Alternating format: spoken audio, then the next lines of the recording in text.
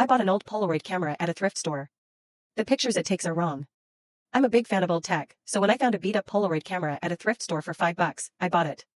The guy at the register said it was as is and couldn't be returned, which should have been my first warning sign. I ordered some film online, and it arrived yesterday. I put a cartridge in and took my first picture, aiming it at my living room. As the image slowly developed, I saw my coffee table, my couch, and my empty armchair.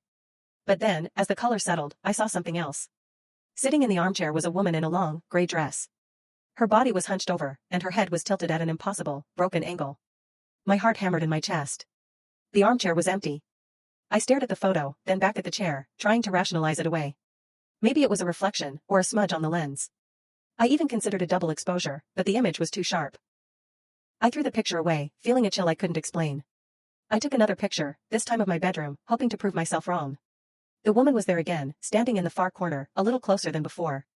Her head was no longer tilted, she was looking directly at me.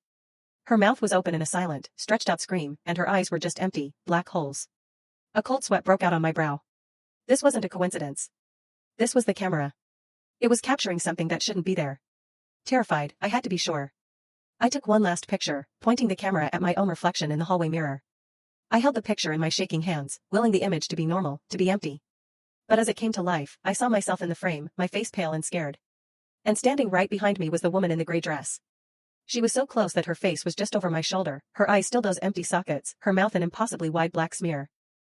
In the picture, her hand was on my shoulder, her fingers digging into my flesh.